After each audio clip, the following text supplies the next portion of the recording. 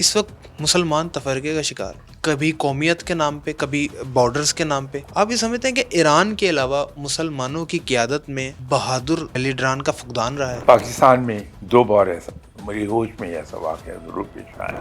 یہ میں بات کر رہا ہوں مڈ 60s کی۔ اسلام مخالف قوتوں نے اس پلان کو بڑی بری طرح ڈیفیٹ کر دیا۔ اسرائیل کو دیکھیے، انہوں نے کس تیزی سے ریڈ کیا کہ امریکہ زوال کی طرف جا رہا ہے، اور یہ اگلے 10-12 سال میں اتنا افیکٹو نہیں رہے گا جتنا آج افیکٹو ہے، کہ اگر مسلمان اکٹھے ہو جائیں تو ہی ان کا باعزت سروائیول ہے۔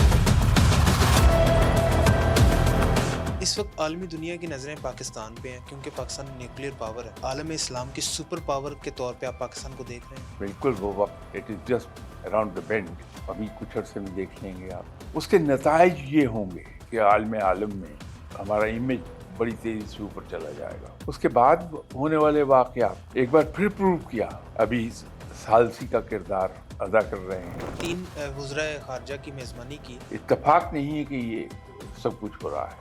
10-11 مہینے کے بعد آپ دیکھیں گے فائنینشلی پاکستان بہت اوپر چلا جائے گا۔ انڈیا خاموش نہیں بیٹھے گا۔ ساری دنیا نے دیکھا ہے کہ یہ جو پاکستان اپنا رول پلے کر رہا ہے موجودہ حالات میں، اس کی تکلیف کس قدر ہے انڈیا۔ وہ فرسٹریشن ان کے منسٹریل لیول پر بھی دکھائی دیتی ہے، ہائیسٹ لیول پر بھی دکھائی دیتی ہے۔ وہ خاموش نہیں بیٹھے گا۔ انڈیا کا اگلا قدم افغانستان پاکستان کو چاہے گا کہ بلیڈ آؤٹ کر دے۔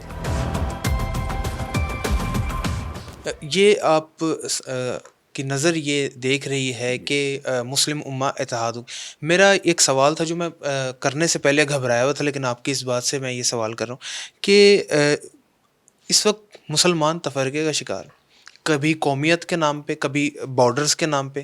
ترک ہیں، فارس کے لوگ فارسی ہیں، وہ اجمی ہیں، عرب کے لوگ ان کو اجمی سمجھنے کی وجہ سے ان کا ساتھ نہیں دیتے۔ پاکستان کے لوگ اپنے شیعہ سنی اختلافات میں بٹے پڑے ہیں۔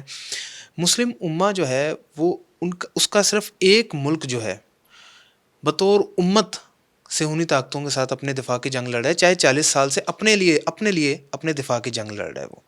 آپ یہ سمجھتے ہیں کہ ایران کے علاوہ مسلمانوں کی قیادت میں بہادر لیڈران کا فقدان رہا ہے؟ پاکستان میں دو بار میری ہوش میں ایسا واقعہ ضرور پیش آیا۔ ٹھیک۔ ایک 60s میں واقعہ پیش آیا۔ ہمارے یہاں اس وقت کے جو حکمران تھے انہوں نے کوشش کی کہ مسلمان ملک اکٹھے ہو جائیں، بھلے اپنی قومیت برقرار رکھیں لیکن یہ ایک ہو جائیں۔ 1974 میں؟ نو، یہ میں بات کر رہا ہوں مڈ 60s کی۔ 60s۔ ٹھیک۔ اس کے نتیجے میں علاقائی تعاون RCD سے، جسے ہم کہتے ہیں ریجنل کوآپریشن، جی۔ RCD وجود میں آ گیا۔ خیال یہ تھا کہ اگلے 2-3 سال میں اس میں افغانستان بھی شامل ہو جائے گا، اس میں عراق بھی شامل ہو جائے گا، لیکن اسلام مخالف قوتوں نے اس پلان کو بڑی بری طرح ڈیفیٹ کر دیا۔ دوبارہ 74 میں ذوالفقار علی بھٹو صاحب نے کوشش کی اور ایک حد تک کامیاب ہوئے، لیکن پھر وہی کچھ ہوا کہ اسلام مخالف قوتوں نے رول پلے کیا اور بھٹو صاحب بھی دنیا سے چلے گئے۔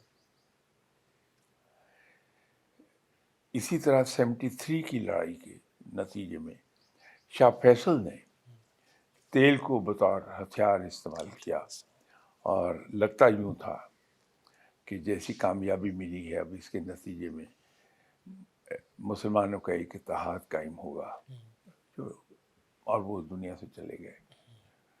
ان کو بھی انہی قوتوں نے ختم کرا دیا۔ ہمیں تھوڑا سا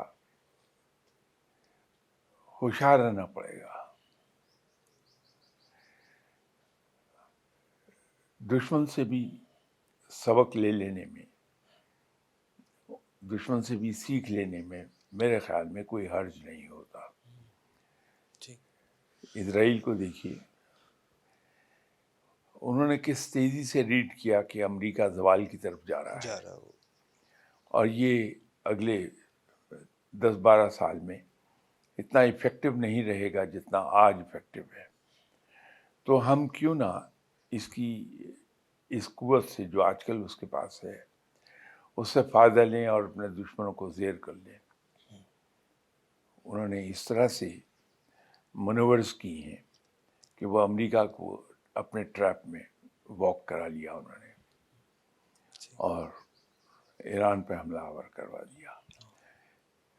دشمن کی تعریف کرنے میں کوئی حرج نہیں ہوتا، بلکہ انسان کے بڑے ہونے کی نشانی ہے کہ وہ اپنے دشمن کی چالوں کو بھی اپریشیٹ کر لے. اپریشیٹ کریں.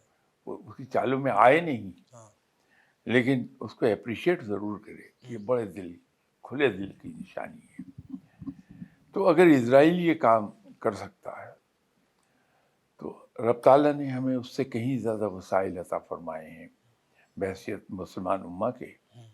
جو ہمارے وسائل ہیں وہ بے پناہ ہیں اس وقت. اگر اور کچھ نہیں، مسلم ممالک اگر امریکہ میں اپنا جمع شدہ سرمایہ ہی نکال لیں تو اس کی اکانومی میں سے 28% غائب ہو جائے گا اور وہ گھٹنوں کے بل بیٹھ جائے گا. شاہ صاحب یہ غلطی جو ہے یہ کیوں کی مسلم امہ نے کہ اپنا جو سرمایہ تھا وہ ایک دشمن کے پاس رکھوا دیا اور ایسی پالیسی پہ رکھوا دیا کہ یکا یک ہم نکال بھی نہیں سکتے اس کو. مطلب ہم یہاں اگر کسی جنگ میں پھنس جائیں تو ہم یہی سوچتے رہتے ہیں کہ سرمایہ کہاں سے آئے گا. یہ شاید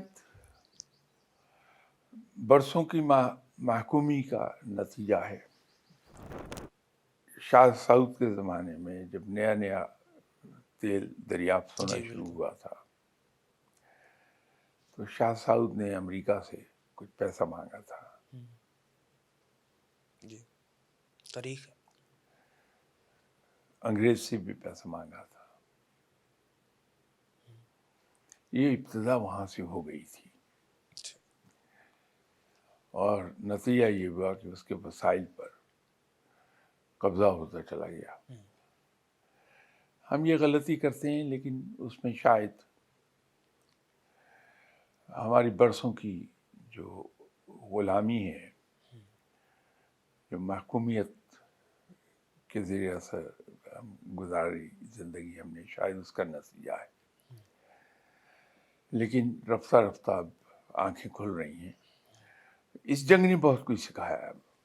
مسلمان بہت کچھ سوچنے پہ مجبور ہوئے ہیں اور امید کرنی چاہیے کہ انشاءاللہ اس جنگ کے نتیجے میں جو سیکھے گئے سبق ہیں ان میں سب سے بڑا سبق یہ ہوگا کہ اگر مسلمان اکٹھے ہو جائیں تو ہی ان کا باعزت سروائیول ہے.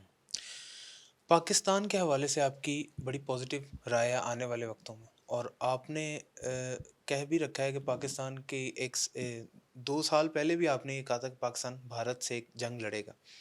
اس وقت عالمی دنیا کی نظریں پاکستان پہ ہیں کیونکہ پاکستان نیوکلیئر پاور ہے. کیا پاکستان اتنا آنے والے وقت میں آپ دیکھ رہے ہیں کہ عالم اسلام کی سپر پاور کے طور پہ آپ پاکستان کو دیکھ رہے ہیں؟ پاکستان یقیناً اقوام عالم میں ایک اپنی انفرادی حیثیت انجوائے کرے گا انشاءاللہ. وہ وقت آ گیا ہے. بالکل وہ وقت، it is just around the bend. وہ ابھی کچھ عرصے میں دیکھ لیں گے آپ، اس کے آثار نظر آتے ہیں. میں لوگوں کو ایک مثال دیا کرتا ہوں کہ مئی کا واقعہ، مئی 25 کا واقعہ،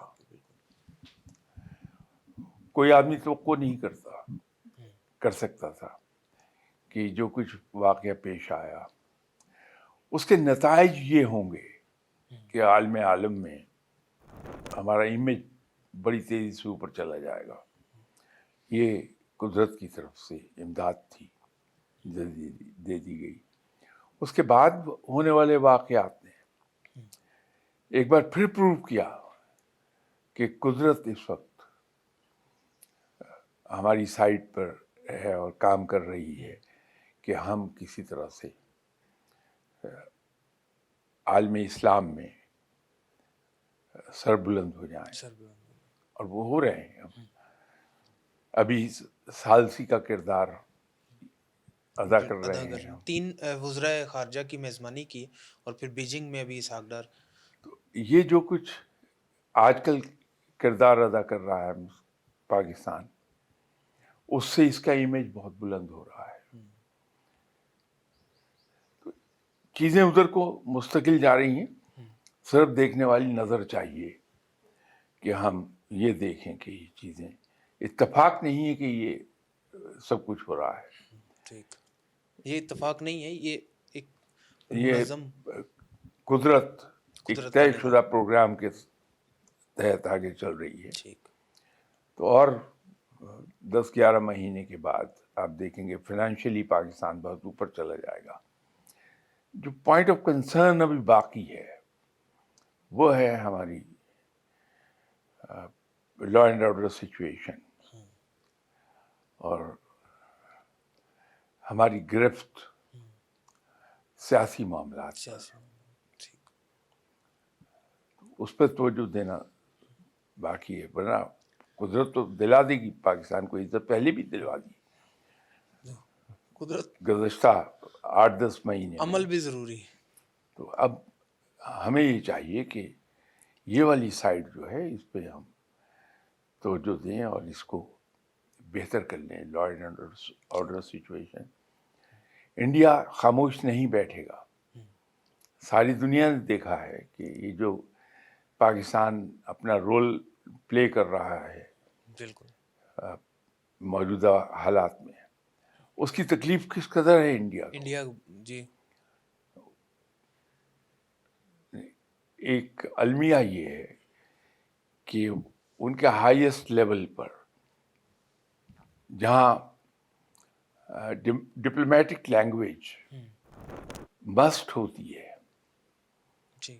وہاں بھی وہ غیر محتاط گفتگو پبلکلی کر رہے ہیں. الفاظ جو استعمال کر رہے ہیں ڈپلومیٹک نارمز میں وہ کبھی استعمال نہیں ہوتے. وہ شو کر رہا ہے کہ انڈیا فرسٹریٹ کتنا ہوا ہے، دل ملایا ہوا. جو کچھ پاکستان انجوائے کر رہا ہے اور جو کچھ ان کے ساتھ پیش آ رہا ہے. ہر قدم پر رسوائی ملتی ہے. رسوائی. تو وہ فرسٹریشن ان کے منسٹریل لیول پر بھی دکھائی دیتی ہے، ہائیسٹ لیول پر بھی دکھائی دیتی ہے. وہ خاموش نہیں بیٹھے گا. میں کہنا یہ چاہ رہا تھا بالکل کہ جو کچھ اس کے ساتھ بیت رہا ہے وہ کبھی نہیں یہ پسند کرے گا کہ پاکستان ایک نمایاں حیثیت اختیار کر جائے. وہ وایا افغانستان، اور یہ بہت دیر سے میں کہتا چلا آ رہا ہوں کہ انڈیا کا اگلا قدم یہی ہے کہ وہ وایا افغانستان پاکستان کو چاہے گا کہ بلیڈ آؤٹ کر دے. وہاں ہمیں بڑی ہوشیاری کی ضرورت ہے، بہت ہی سوچ سمجھ اور دور اندیشی سے کام لینے کی ضرورت